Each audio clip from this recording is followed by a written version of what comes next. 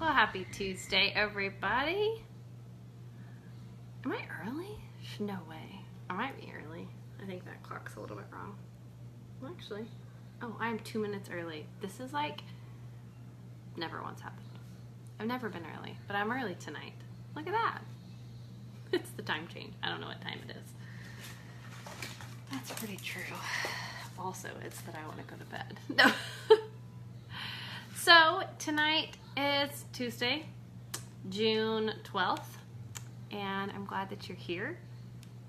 Hi, Heather.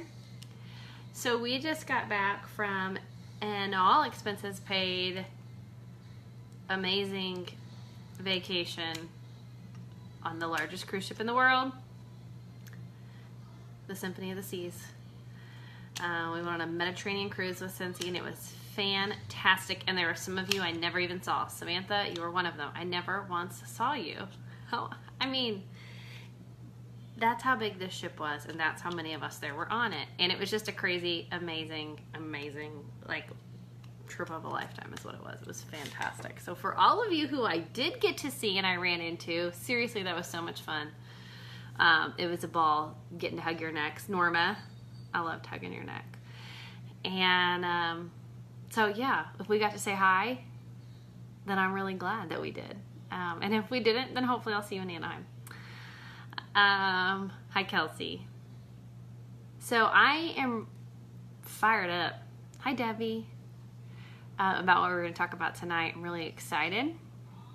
And I hope that tonight's topic does a few things for you. Those of you who were worried about what it might mean to be a director, I hope that this chills your worries. And those of you who may be overdoing it as a director, I hope this chills you out a little bit too. So tonight we are talking about what it means to be a director and why it should be your goal if you're not one. Now, if you are a director or above, don't think this isn't for you. Hopefully, Barbara, I never saw you. That's so crazy. Hopefully, if you are a director or above, this will maybe even give you some guidelines around how to lead your team and give you some freedom and what's the other word I'm looking for? Ownership, maybe. Confidence. Not sure. So I'm really excited. And I will tell you, this content came out of several conversations that I had on our trip from people who either said I was working really hard to get to director and then I kind of stalled out because I didn't know if I wanted to be a director, or I heard from some of you who have teams who have people pushing to be director and they stalled out because they thought they didn't want to. They thought it was too much responsibility. We are going to look at all of that today and talk about what that means. I know that many of you are working towards promoting to director, and that's your big goal right now. And that's really awesome, but we're going to talk about what that actually means tonight. So hopefully this will be super practical and for all sides of the coin, whether you are already a leader or you're not. So, hi, my name's Allison. Sometimes I forget to say that. And for those of you who called me the wrong name, there were several of you. So many of you called me all kinds of things, probably because I never say my name, ever. And this whole training says Online Steps to Success, so how would you know my name? You wouldn't, unless I say it, and then I forget to sometimes. Hi, my name's Allison. It's nice to meet you. I'm from Oklahoma. I've been a Superstar Director with Cincy for 10 years, and I used to be a teacher, and I think that's where all this comes from. Not really sure. So, yeah, somehow I end up basically sort of teaching, again, every Tuesday night, and it's pretty fun. Again, I loved meeting you guys. If we didn't get to meet, I hope we get to meet in Anaheim. I am so excited for reunion next month. I mean, it's coming so fast, so I hope that you are planning on going to reunion. It is definitely, so one, I know that it's an investment, but it's an investment worth it. And I think your business takes investment. And if there's anything I would say you need to invest in, it is events. Events is where leaders are born. And I think it's where you see Cincy in a different light. So if you can make it at all, you have to go. You must go. It's 3 a.m. in Barcelona. I feel like I'm still there, and maybe that's why I feel like this. That's why I'm so daggone tired. Because it's 3 a.m. in Barcelona. Jet lag is a real thing. It's a real thing.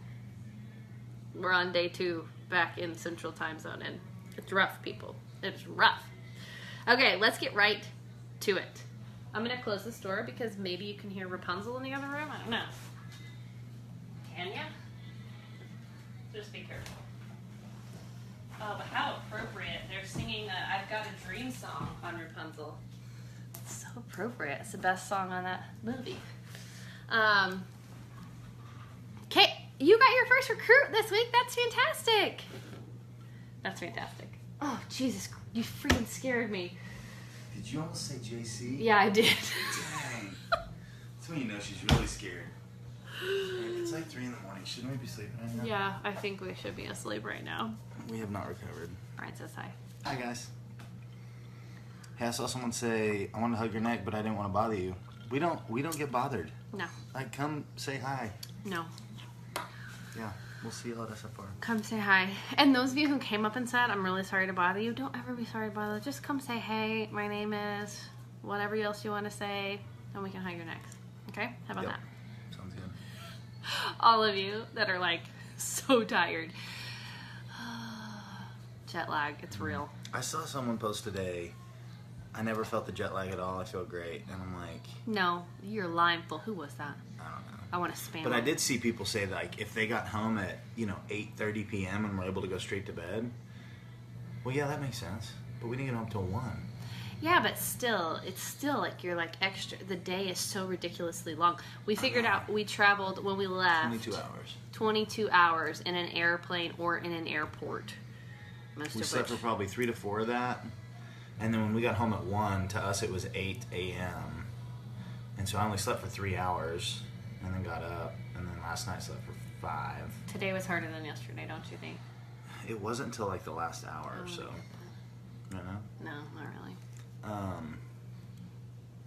Yeah, today's been hard. This last like hour and a half's been hard. So I'm gonna go attempt to put the kids to bed and not fall asleep while doing it. Good You plan. don't see me in like 30 minutes and send me a wake up text. No, don't fall asleep on the couch. I'm not taking them upstairs. Don't fall asleep upstairs. So just don't fall asleep. Yeah, because I'm not coming to get you. You're like So a just walking say don't zombie. fall asleep. Don't say like don't sleep on the couch. Don't fall asleep. Okay, don't fall asleep unless it's in our bed. Okay. Because otherwise, wherever you end up, that's where What you if will be you come sleeping. in and it's me and 4 kids asleep in our bed? Oh, don't do that That's either. worse, huh? You gotta be specific. Do not fall asleep unless you're by yourself in our bed. And our other children are asleep also. Oh, so many details to remember. Okay. So many details to remember. Jet lag is real.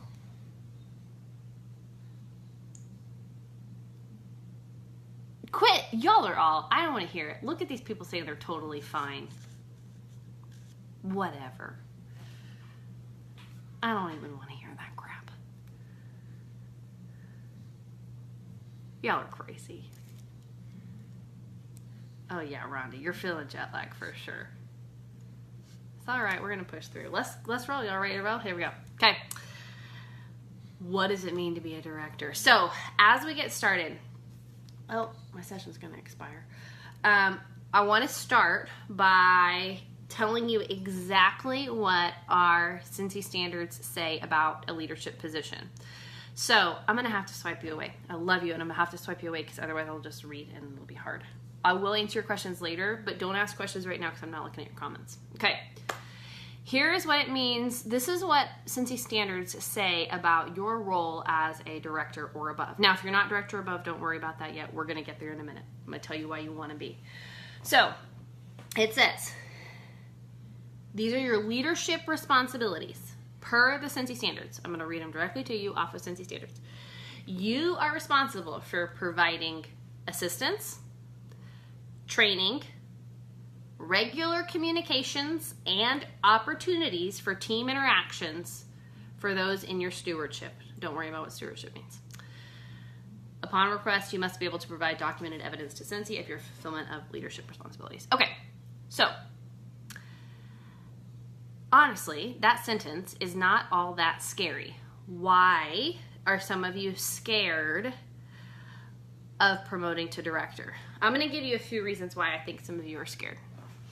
You've watched your directors be killer directors. They're like kicking tail, right?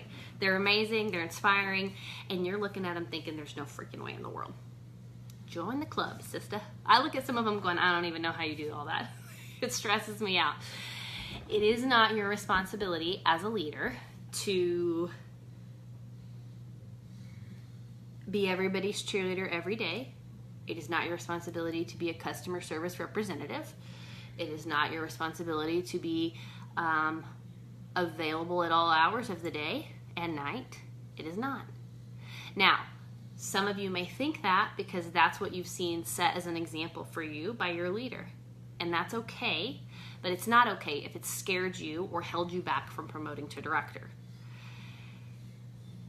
We have to have something in our policies and procedures, our Cincy standards, that say what it is that's required of you. But if you'll notice, those requirements are very, non-specific.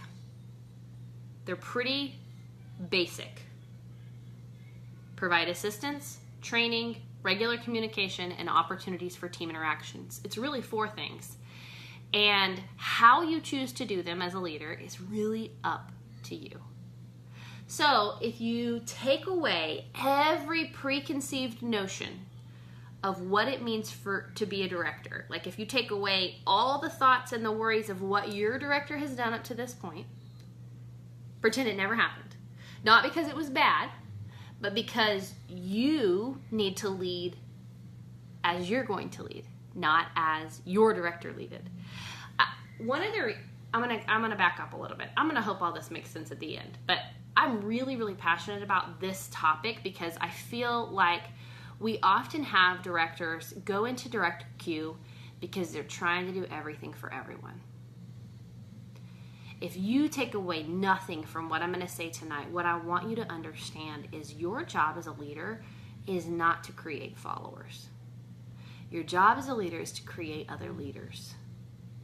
When you become over-accessible, my mom just called me, which means she's not watching Online Steps to Success. Shoot, I forgot to put the moon thing on, my bad. Okay, let's back up. When you become over-accessible, when you allow yourself to answer any and every question thrown your way, when you try to be the inspire and cheerleader for everyone always, you will run yourself into the ground. So you've heard me talk about burnout before on Tuesday nights. And I don't talk about burnout to scare you. I talk about burnout because it's a very real thing, but it's often something that you are self-inflicting on yourself. Or it's something that you've self-inflicted because you've watched somebody else have standards that you cannot hold yourself up to. So what I want you to do is you think about your role as a director or what it means to be a director. I want you to think about those 4 basic things that are outlined in our Cincy standards as to what it means to be a leader, what those leadership responsibilities are. They're very, very straightforward. Provide assistance. What does assistance look like? Assistance looks like probably what you're doing with your frontline right now. When they call and say, hey, I do not know what this perpetual party award is for. And then you explain it to them, right? Or you say to them, oh, there's a really great training on entering your first party order on the workstation under the training center. Go check it out. It's 4 minutes. You can watch it and it'll tell you exactly, right? We want to teach people how to fish. We do not want to hand them fish. Providing assistance means pointing them in the right direction. It doesn't mean, nowhere in there does it say you have to be accessible all the time. Nowhere in there does it say you have to be everybody's cheerleader. Here's what I don't want you to think. I don't want you to think that being a leader means that it's your sole responsibility to get the people on your team or that you recruit or that somebody else on your team recruits. It's not your responsibility to get those people to get it necessarily or to get them to want something that they don't want right now. It's not your responsibility. But some directors carry that around like it's something that they have to do. It's not. So let me explain something to you. As you're building your team, you're going to recruit all kinds of people. You're going to recruit people that are rock stars And there may only be a handful of them, but that's great. We want a handful of them, or we want 1 or 2 to start with, whatever. We'll take whatever. And those rock stars are going to be people that need very little assistance from you. They're going to be the people that are telling you things that you didn't even know. They'll be the ones on the workstation every day calling you like, did you see that new buddy? I didn't even know he had one until you called me right now. You're going to get some of those. Are you going to get a lot of them? Probably not. And that's okay. But do not expect everybody to be a rock star. I see so many leaders get like caught up in this, I'm not doing a good job because they don't all get it. They're not all going to get it. And that's okay. It is okay for them not all to get it. You're going to have people that sign up and sell 200 PRV once every 3 months. And it's okay. It's okay. It's not, they don't have to want more than that they want. If they do, great. Do we want them to see the bigger picture? Of course. But you're not going to make that your sole desire. You, as a leader, you're going to provide assistance when it's necessary, when it's appropriate. That doesn't mean you're going to enable people. It's not what it means at all. It means you're going to provide assistance. It means you're going to provide training. Golly, that's the easiest one in the friggin' book. You know why? Because since he does a training at least once a week, there's Facebook Lives all over the world, all over the Facebook and all over YouTube. There are, I don't even know, thousands of videos on Facebook from other people who have made videos about really great things that I wouldn't even touch. I would just send them to you. I would just send you over there, because why recreate the wheel? There's training on the training center. Providing training really means you're just showing them where the training is. That's an easy one. Super easy. Those other things, regular communication, how you choose to do that, totally up to you. What the frequency of that is, totally up to you. Are you going to use an app and text your team? Great. Are you going to use Facebook to communicate? Cool. Are you going to use email? Awesome. However you choose to communicate, that's your choice. But it's super simple. And the last one is to provide opportunities for team interaction. Easy too. Facebook group. There's some really great apps that provide interaction for groups. You can do team meetings. You can do Zoom chats. Even just a simple Facebook group will work and do. My sweet girl. I love you.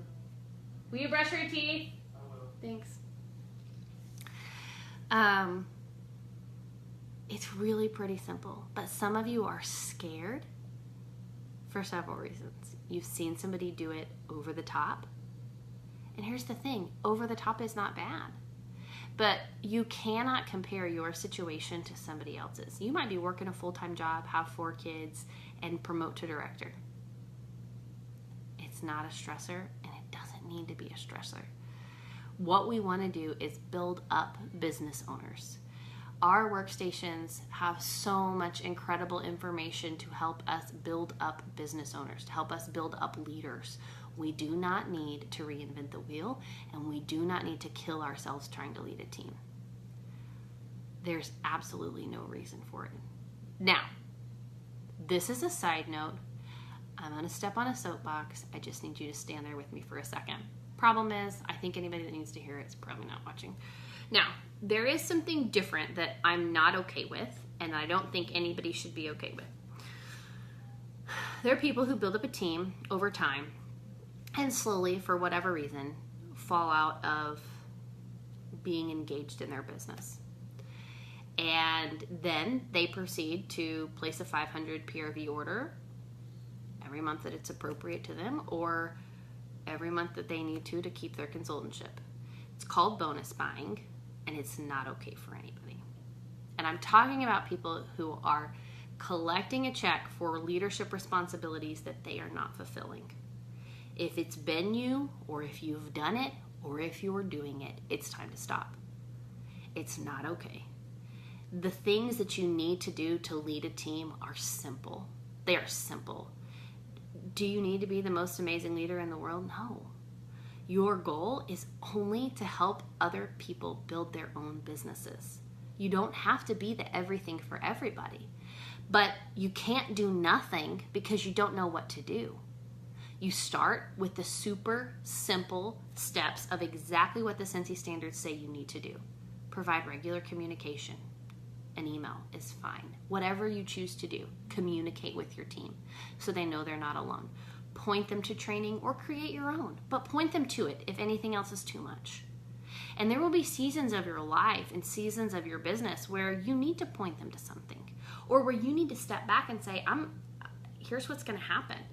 But what happens is, as you build the trust of your team over time and you do your very best to fulfill those responsibilities, to communicate regularly, to provide opportunities for them to communicate with each other, to point them to training, to assist when necessary. When you've done that regularly, then when things happen in your life and you have seasons where maybe you need to take a step back, or maybe, your weekly email or your weekly text turns into once a month because of a season in your life, your team's going to respect that because you're building business owners, not followers.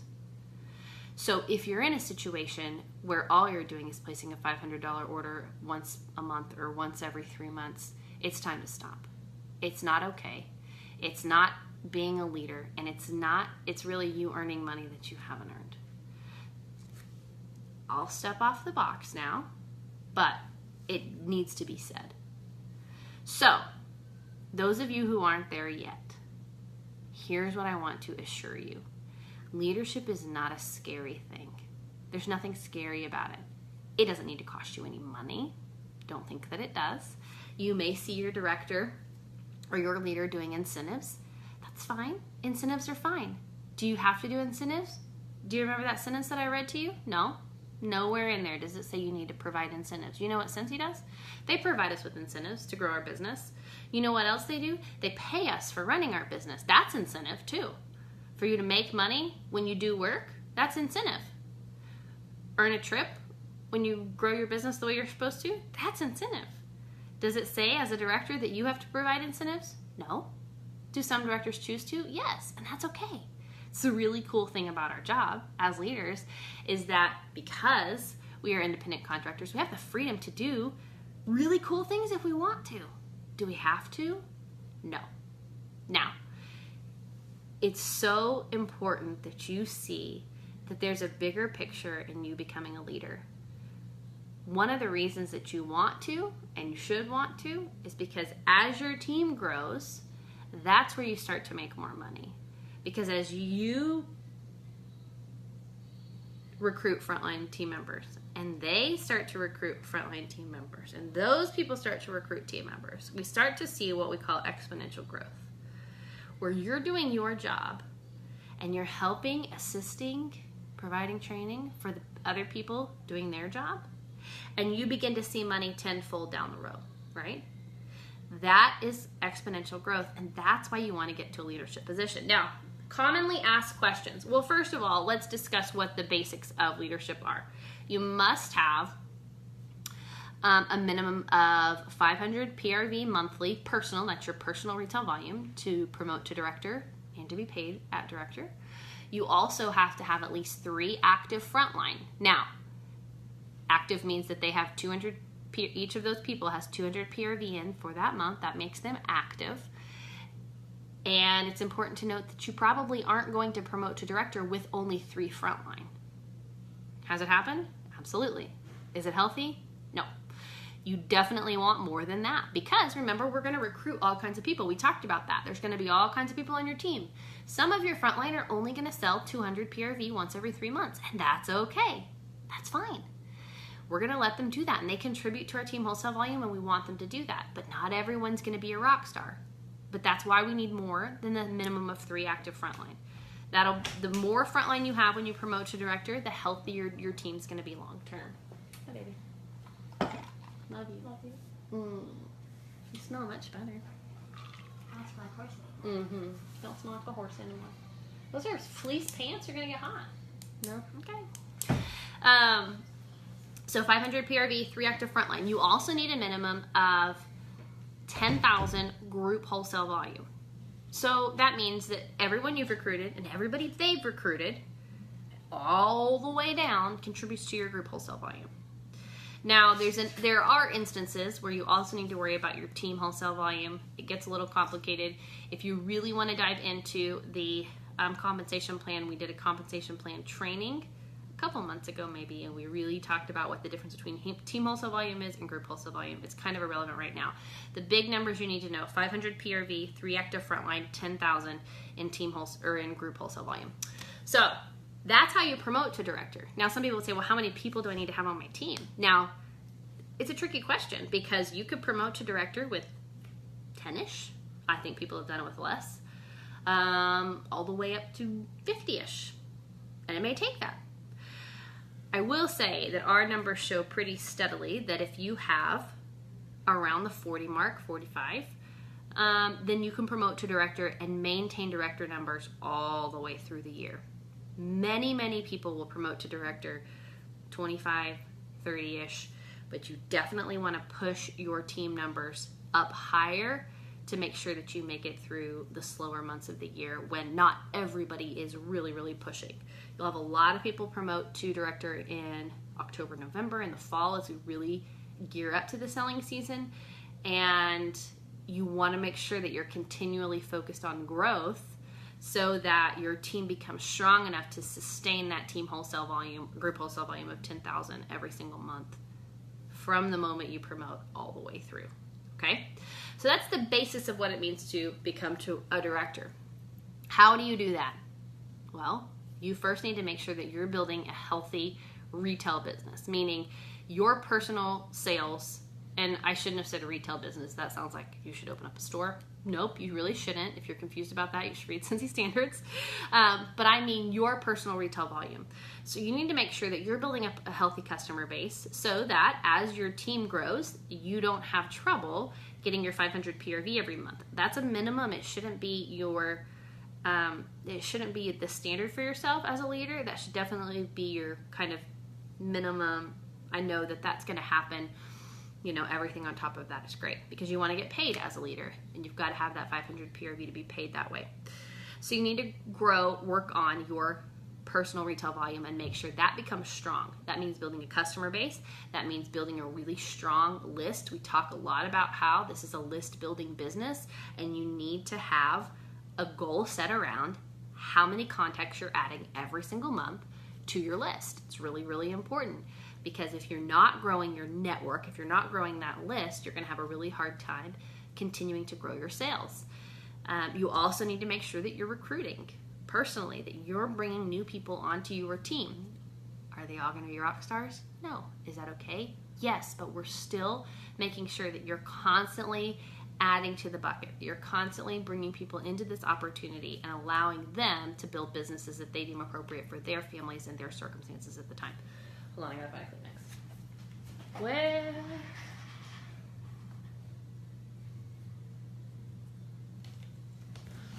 okay, I'm back. Y'all are so quiet when I leave.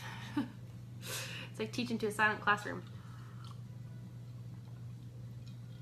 Okay. I'm gonna say a couple more things and then I wanna look at your questions because I don't know what you're saying because I swiped you away. Here's what I want you to know. There is absolutely no reason that you should stall out your business or the work that you're doing because you feel like you cannot maintain the responsibilities of a director. There's no reason to think that. The example that you have seen may have overwhelmed you, but the example that you have seen does not need to be the leadership position that you fill when you become a director. Those of you that are directors, if you're worn out, if you're burnt out, if you see your team getting close to director and it not happening, have you overwhelmed them? Ask yourself.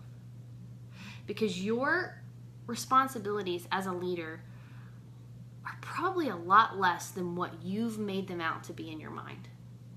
And some of you in leadership positions are in that situation where you're not doing anything because you don't know where to start. Or you don't feel qualified. Here's the thing. No one's looking to you to have all the answers. You don't need all the answers. That's what the workstation's for.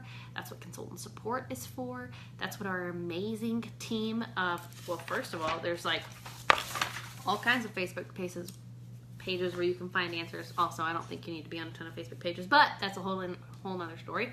But you don't have to have all the answers. You don't have to always be on. You don't always have to be perfect.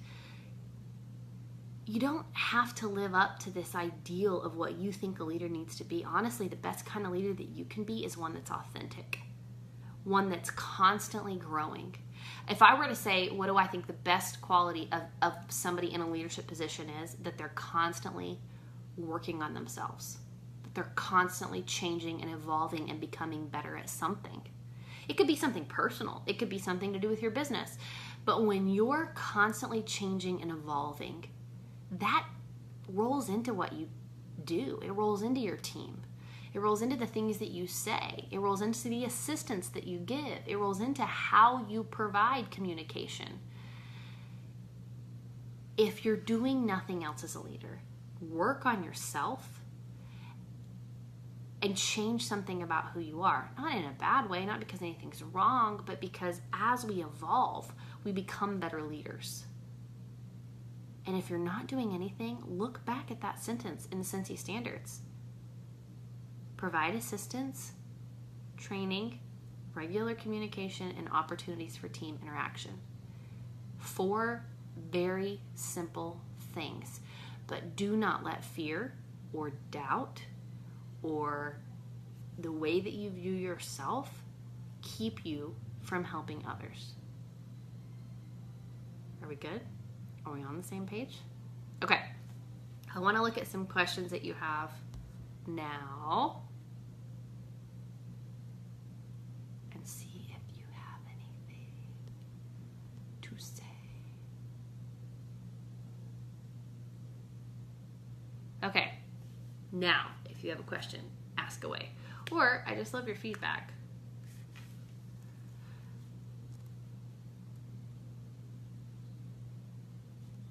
If you're having trouble, Barbara, keeping that director title, oh shoot, I lost your message. I lost your text.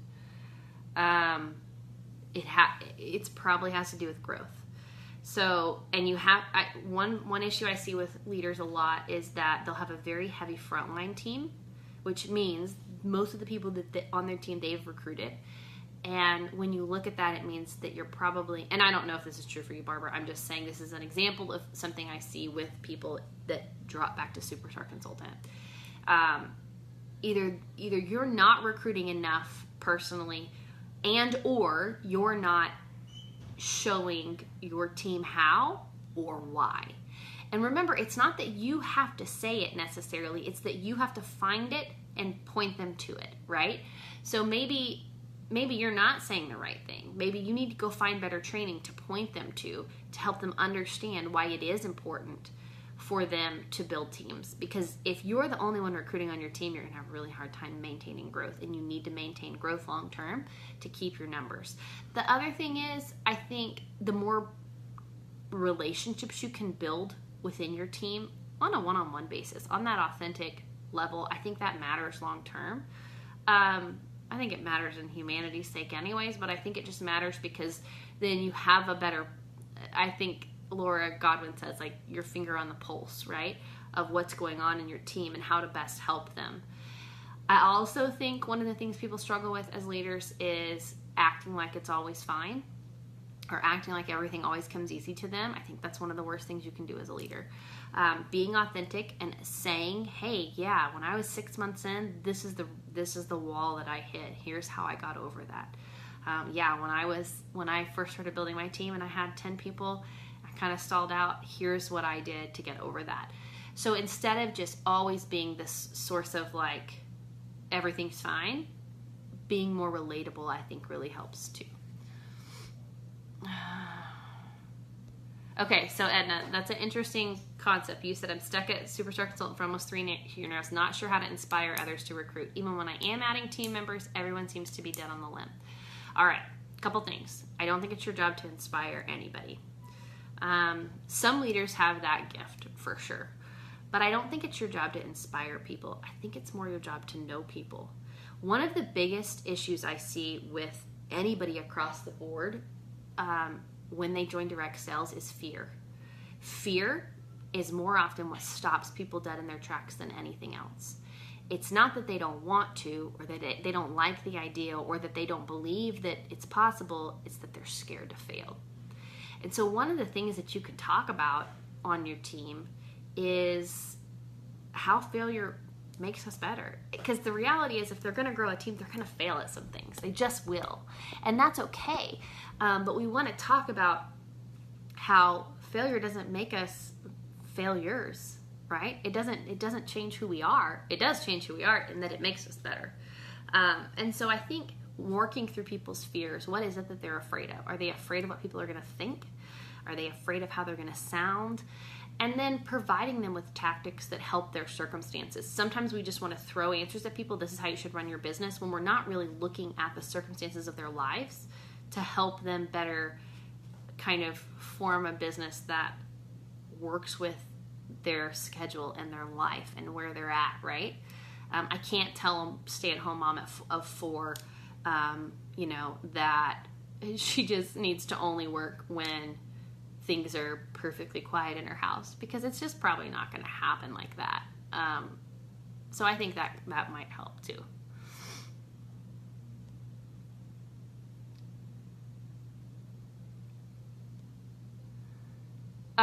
So Barbara, you said how and what ways can I help and show my team to grow their teams?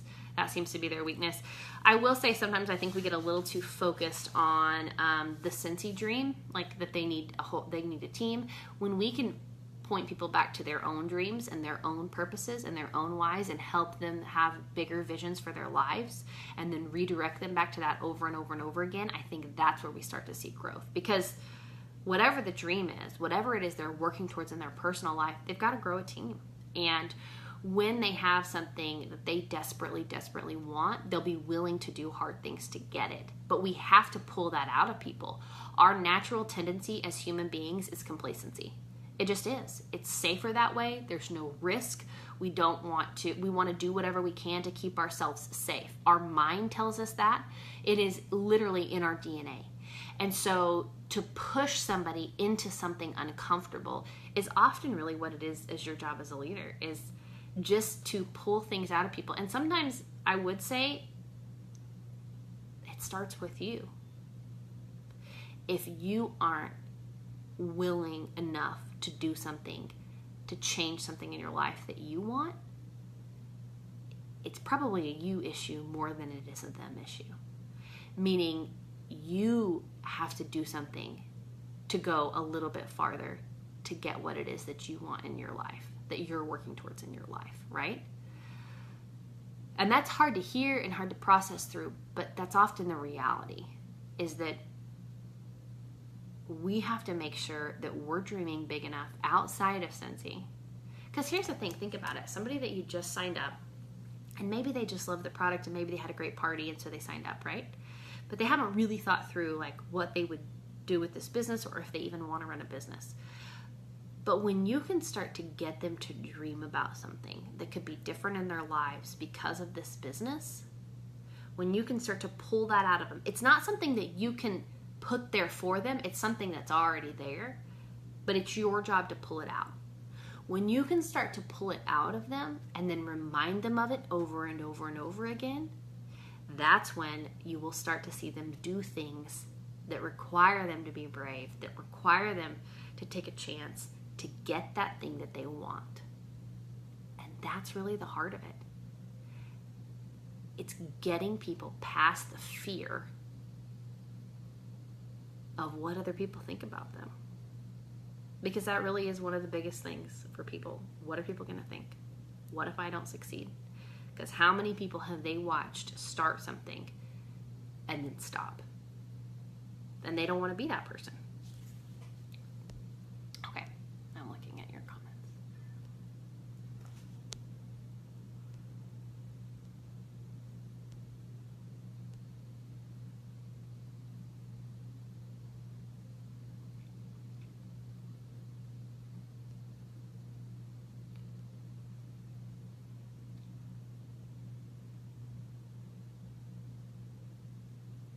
Kim says, I've been spending the last year analyzing and redefining my leadership. After falling out of director, I know I have things to change about myself to become the best mentor I can be for them. Here's the other thing too, and Kim, I think that's amazing. But I also don't want you to think that to be a leader, that it has to be all this weight on your shoulders. It just doesn't. The reality is, you, more than anything, you have to be consistent, and you have to be doing things consistently. I don't know necessarily that people in a director position are doing anything better than anybody. I just think they're doing it more consistent. They're recruiting more consistently. They're selling more consistently. And what that consistency does is it builds teams. It's kind of as simple as that. And then when you're consistent and you're committed to your business, it allows for your team to grow. And with the growth comes the people that will be the drivers of change. Not everyone's going to be rock stars. Don't even expect a high percentage of your team to be rock stars. They won't. And it's okay. Do not beat yourself up or work yourself to death trying to get the people that don't want to change. Focus on the people that do and keep finding more of them. Refine your story. Refine the story that you're telling the world. What are you saying? And how can you say it better? Those are really the things you want to ponder as a leader or as a coming up leader.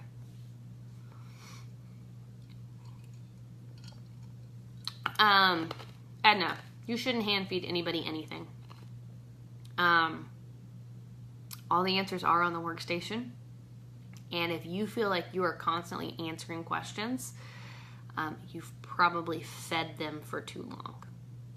So you really have to look at what that looks like and how you change that, because a lot of times when that's a position a leader's in, it's because they've done that to themselves. It is easier and quicker to answer a question that is on the workstation than it is to point them in the right direction. But long term, it will be death to you. So analyze what you're doing and how you're answering questions, and look at what you're doing and ask yourself, am I enabling them? Because you do not want a team full of enabled people. And sometimes we create that on our own. And I say that because I did it once. And that's when that burnout comes, and that's when you're like driving your head into the desk. Like, why do they keep asking the same question? Because I just keep telling them the answer. So look at what you're doing and kind of analyze that.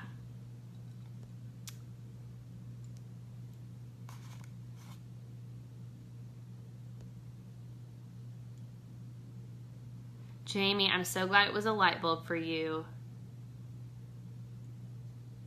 Lori, yes, I believe you can promote your Star Consultant this month. 2,500 in team wholesale volume. You can do it. Get there. That's awesome.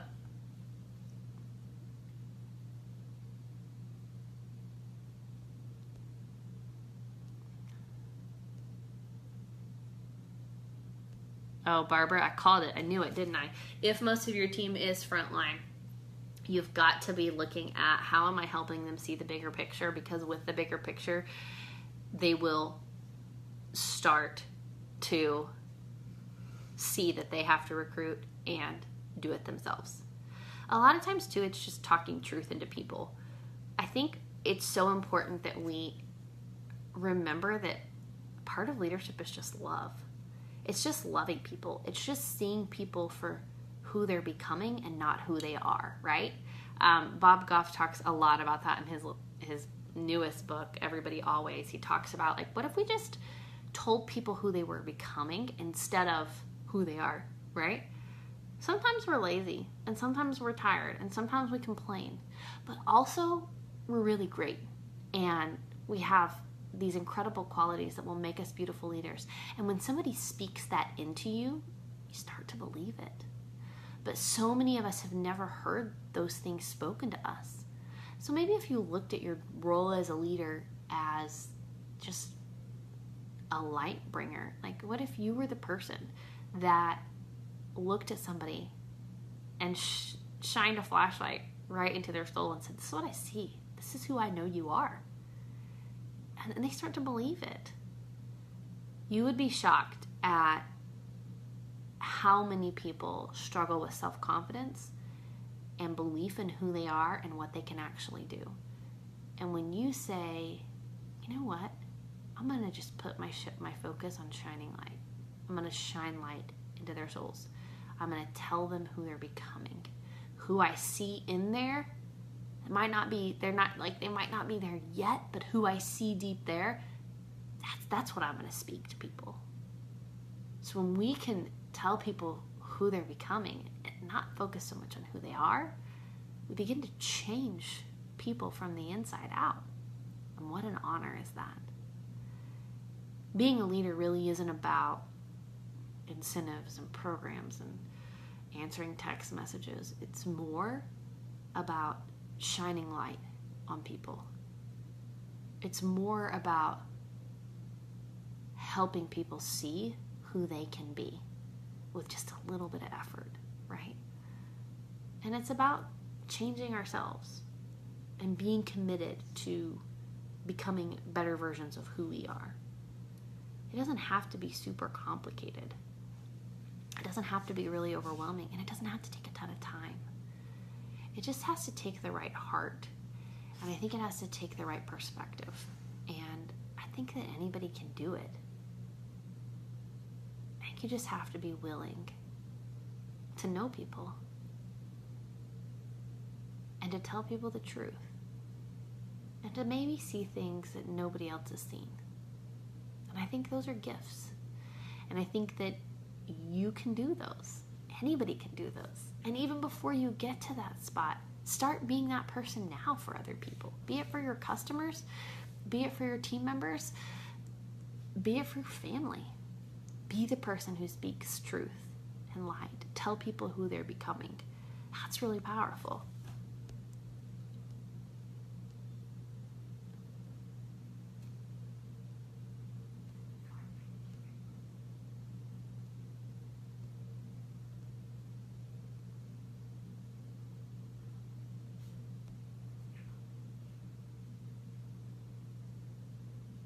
Sorry, I'm reading your comments now.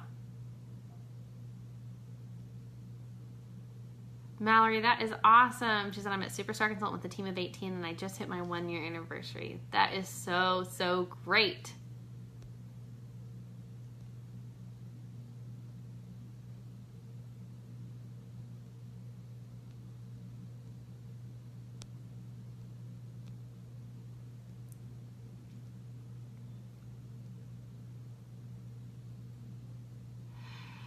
Gail says, what if you try to train them, build relationships, contact them, and they never answer back or reach out?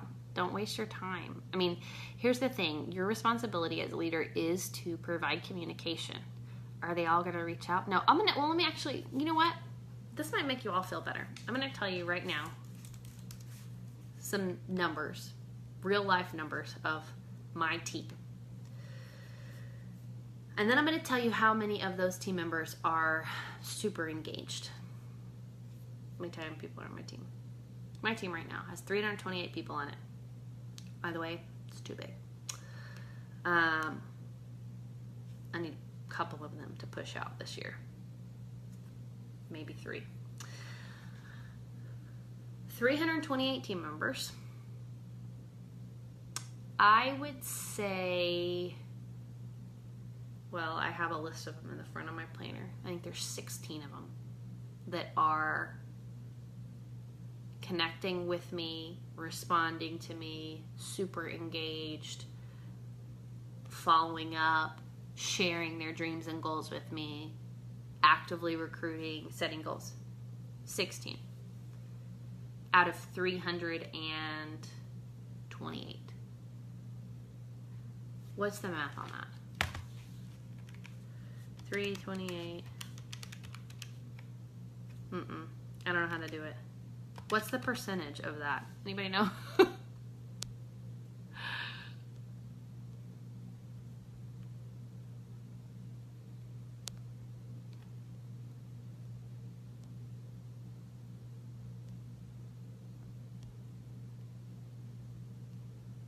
Oh, I'm so far behind on comments. I'm like, y'all, I'm having to skip all your comments. I'm really sorry.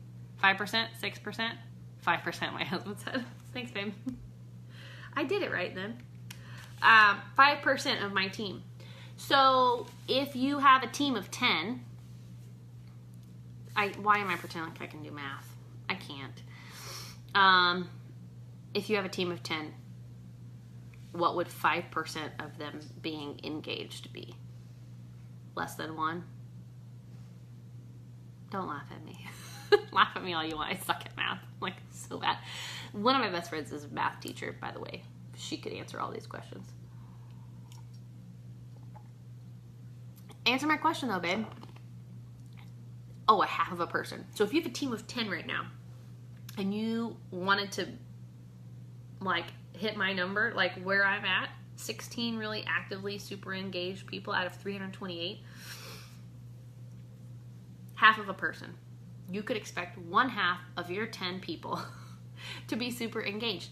Now, granted, my team is old, so a lot of my team is old, meaning I have a huge chunk of 200ers, meaning they sell 200 PRV once every 3 months, that I've carried with me for 10 years, right? That's great. But still, yeah, my husband's saying it starts a little stronger than that. Yeah, so what I'm saying is it does start a little bit stronger than that, meaning that when your team is growing initially, it's not going to be that the percentages aren't going to be that low. Because my team is old and have a lot of, like I said, 200ers that have been there for a decade, you just collect more 200ers, and that's great. Keep them around. But when you're initially starting, you might have 1 or 2 out of 10 super engaged, and that's pretty normal. And that would be fine and great. But don't think that everyone's going to be engaged. That's why this is a constant numbers game. That's why you're constantly having to continue to fill your bucket. So many of you are asking about recruiting. Yes, we'll do a training. We have done several trainings on recruiting. The thing about recruiting is you have to open your mouth. You have to be confident enough to ask people to join your team. You should be asking every single one of your customers, every single person that buys product from you should have been asked or should be asked if they're interested in joining your team. It's just something you should do. It's something you should train your team to do. You cannot... Are you going to push me out? No. The dog's over there. Someone said, "Where's he at?" And I was like, "Oh, I should be in there. I'm in the other room trying to do 3 different things. I should just come in here." You were trying to fall asleep on the couch. No, I was not. I'm trying to finish that movie I started on the plane home.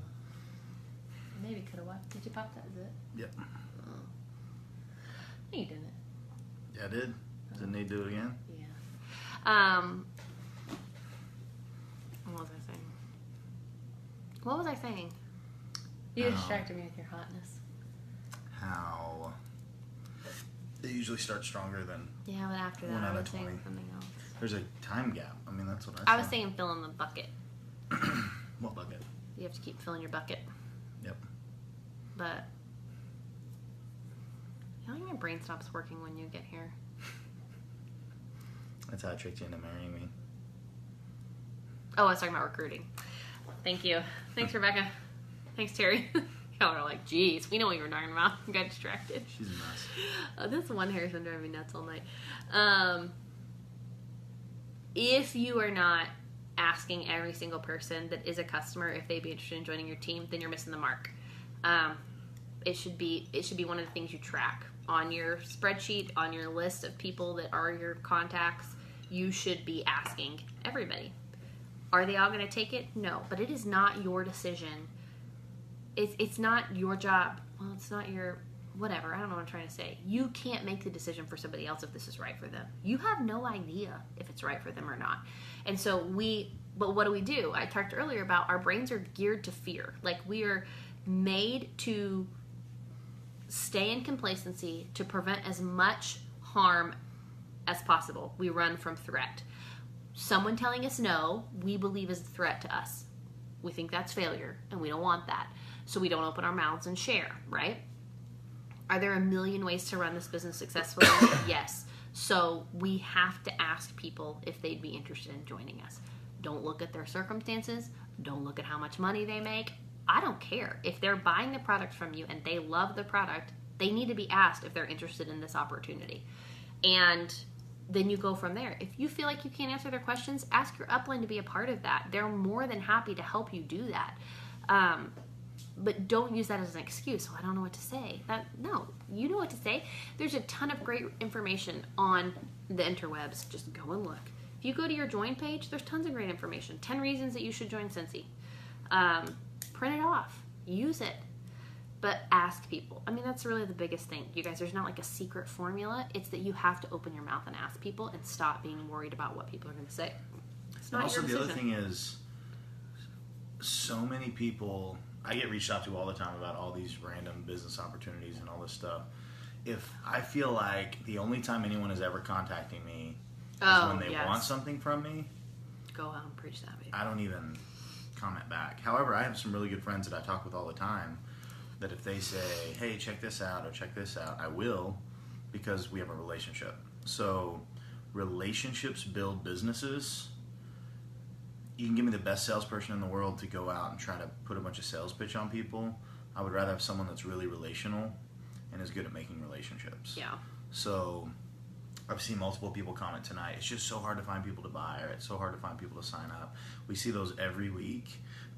We don't very often answer them because the answer is quit trying to sell and recruit and start building relationships.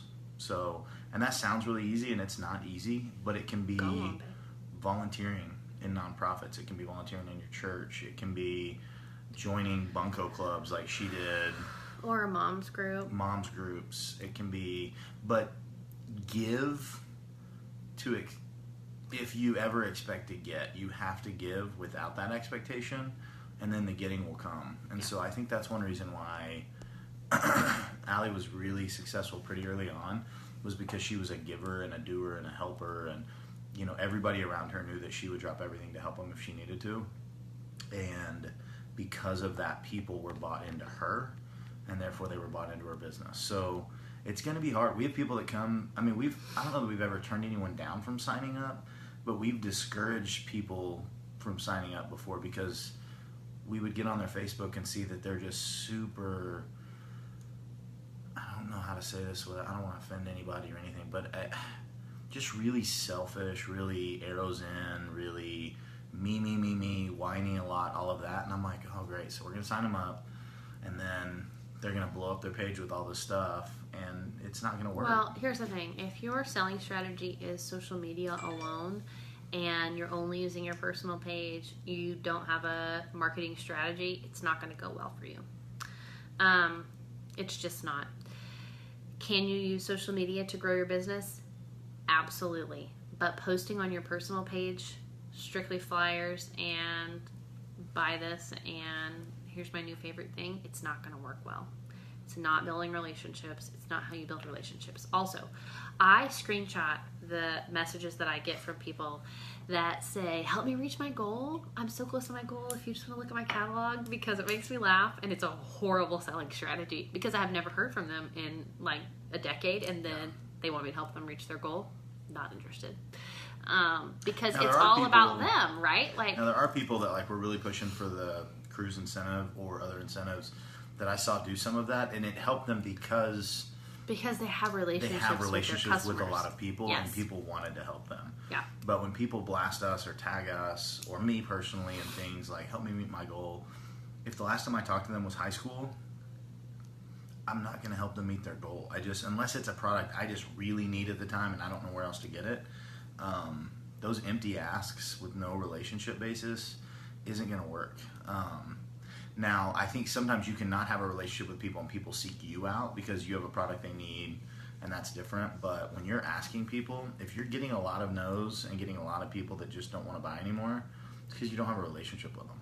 So there's no reason people don't want to buy Cincy unless they're absolutely broke or you don't have a relationship with them. Yeah. So Michaela just said that her entire business has been built on social media. She's a star director. She has 300 in her group.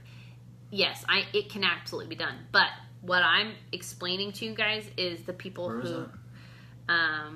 right there, Michaela Tyler. She said her business is built. But here's the thing, Michaela, you've got a story that people can buy into. Well, so if you have a chronic illness, you probably already had a decent following of people that cared for you, were praying for you, that love you. But it's also all about how you do it. Right. And there are ways you can do it. We've known people that have done it successfully. I'm speaking in generalities and as a whole. Yeah. when I hear people say, I can't sell, I can't recruit, no one's buying, If my your first only thought is, attempt is there's a bunch of empty asks. yeah, if your only attempt is posting something on social media and hoping for a sell without any other relationship building, without anything else, it's just not going to work well for you. So that's where, if you missed, not last week, the week before, last week we did a trip, we did a fun little tour of the boat, which was fun. But the week before we talked about really making yourself the guide to somebody else's story, and how our job as, if you want to focus on sales, if you want to focus on building a team, whatever it is, our job is to guide people to what they want, not to push what we want on other people. And if you missed that, it might be super helpful in your wording if you're struggling with sales, if you're struggling with recruiting, because the way that we say things matters a lot, and the position that we take matters a lot. Sometimes we, on default, take the position of the hero. Look what I've done, look what I've built, you can do it too, but that makes us the hero, when instead we should be talking about how we can fix other people's problems with our product, with our opportunity, because then things become about somebody else and not about us, right? Yeah. And there's a fine line there. Like, you want to project on others what the business has done for you, but you've got to be really careful, because there's a point where it's unattainable. Yeah. Cincy, and I think this is genius, but years ago, Cincy said, we are not going to share our income with other people, because we have some people in this business making really good incomes, and it's unattainable for somebody that's struggling paycheck to paycheck. And if somebody walked up to them, this happened to me with Prepaid Legal, a guy that was trying to recruit me into Prepaid Legal pre-Cincy, told me that he was making $50,000 a month on Prepaid Legal. And I said, well, how'd you do it? And he said, well, I busted my tail for 15 years and blah, blah, blah, blah, blah. Well, as a 22-year-old kid that was about to graduate college soon and all of these things, I thought, well, I'm not going to work for 15 years to maybe do something like that. It's unattainable. I can't wrap my head around the work and all of that. So Cincy just came out and said, we're not going to share our incomes with people. And anytime we make any claim, you have to do an income disclosure and all these things. Because if we were to try to recruit somebody and tell them what we make, the only people that we would end up getting from that claim would be the get-rich-quick people that burn out really quickly. We're usually bluntly honest with people and we say, you know what, it takes 3 to 4 years of a lot of work to get to a point to where your business is really making you some life-changing income. And we've never done the get-rich-quick sell and all that. And it's turned some people away. We've lost recruits to other businesses.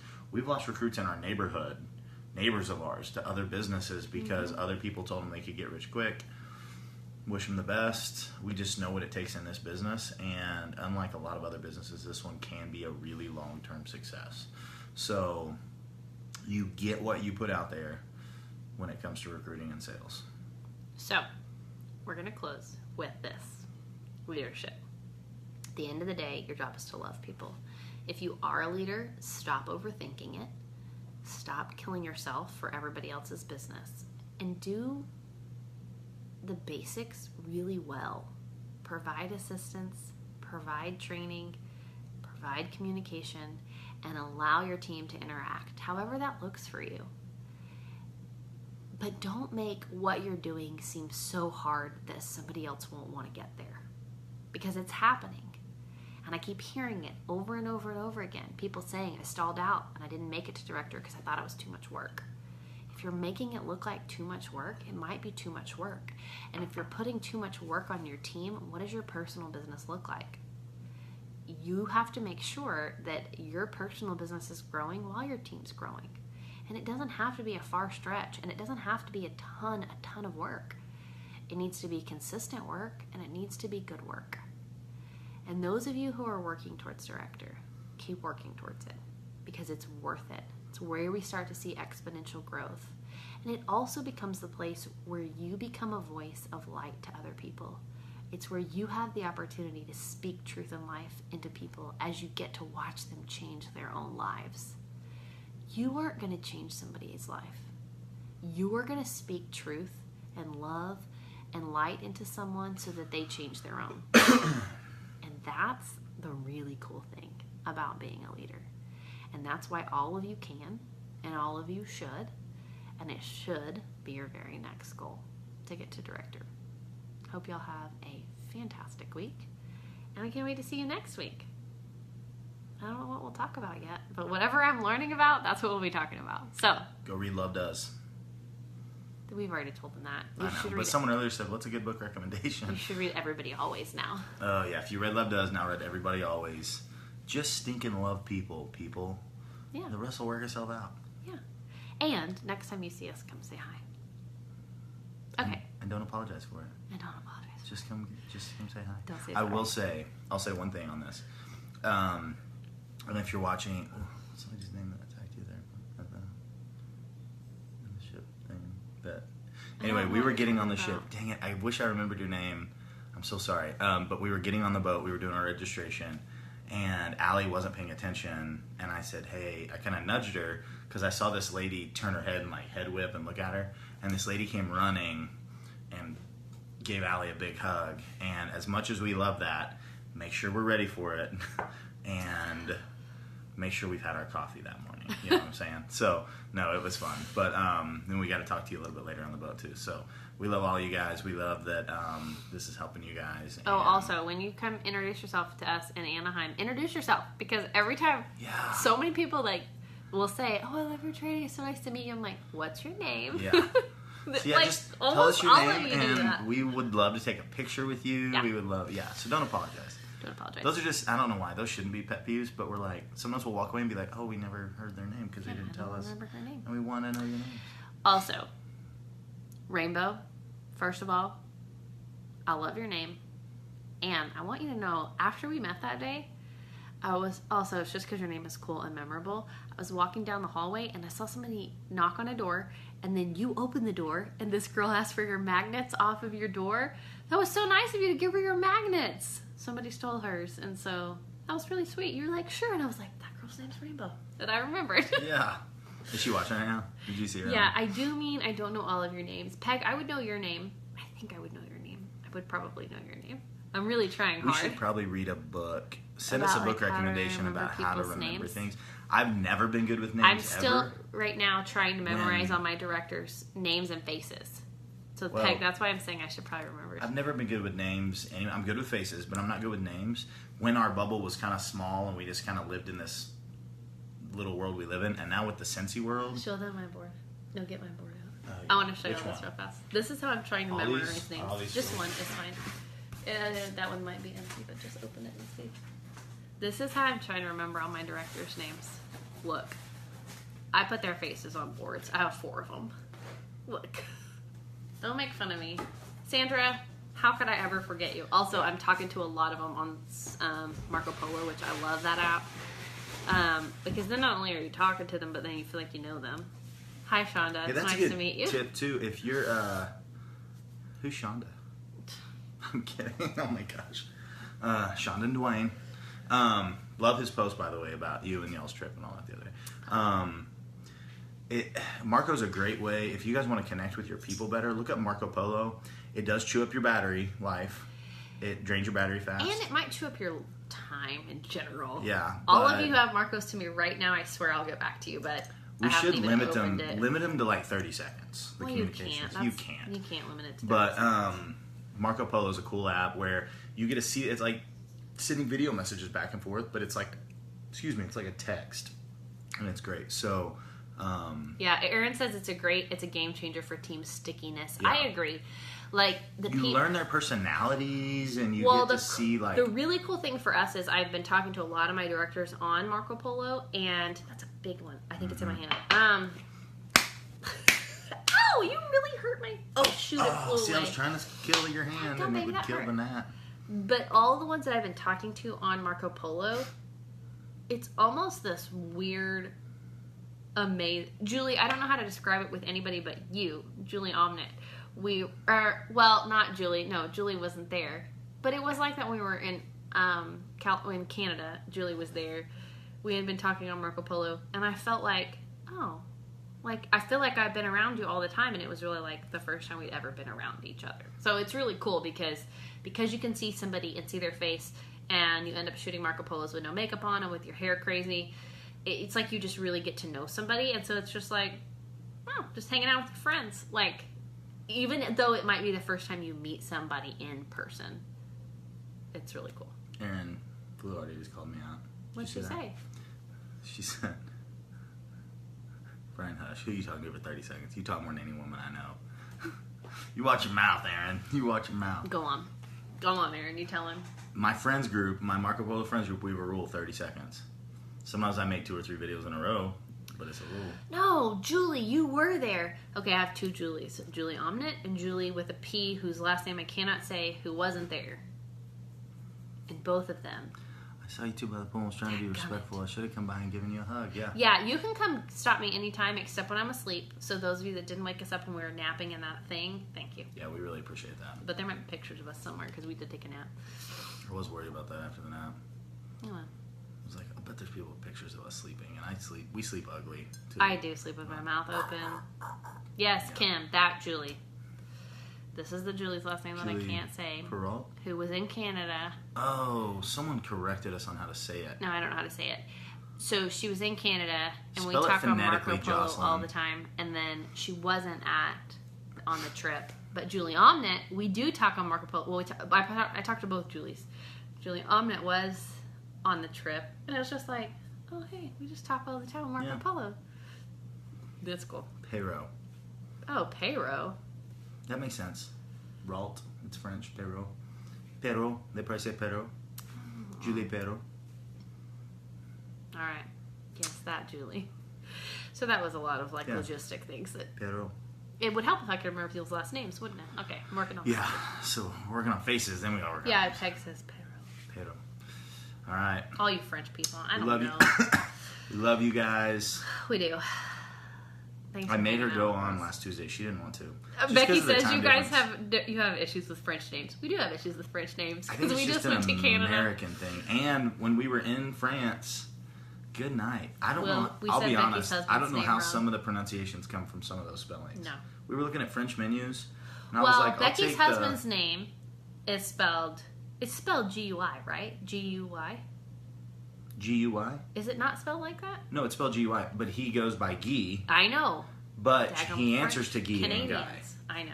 I think just for the dumb Americans, but it's Yeah, fine. for the dumb Americans.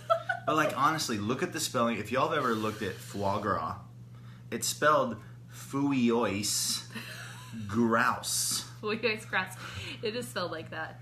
The first time I ever had it at this little French restaurant in Las Vegas, I looked at the menu and just Also, said, if you're still watching this and you're waiting for training, it's over. "Yeah, so training's just so over. know. You can log Yeah. out if you need to. We're just messing around at this point."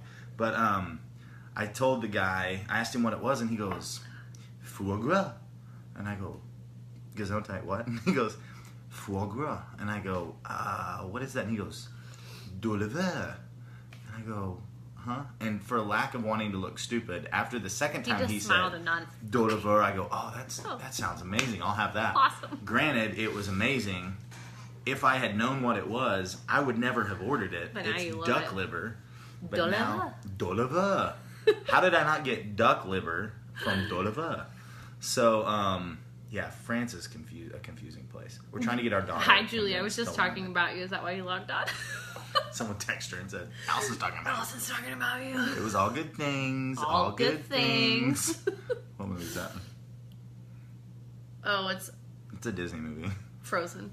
Frozen. We were talking Olaf about you. says All it, good things. All good things. So yeah, we're crazy and tired, and it's good. But yeah, we love you guys. I'm glad we went live last week, so we got to show you guys the boat. Peg said you sound so sexy in French. You do? I think she's talking about Oh, I can fake French. I can. Remember that taxi driver? you. What did you say in the taxi? Remember, I was yelling at people and made up French because he was doing Oh, it. yeah. Anyway, we were driving around and these people would cut us off. We almost died in Naples. Yeah, Naples. But in France, a guy would be like, and I would like lean out the window and go, and he just started laughing, and then we just kept doing it. It was good. So I need to learn a little French just so I could get by, but that would be good. It's a true story. Au revoir. I know that. Oh, Yeah. you can't say that, babe. That's good. Okay, then. And scene. Yeah.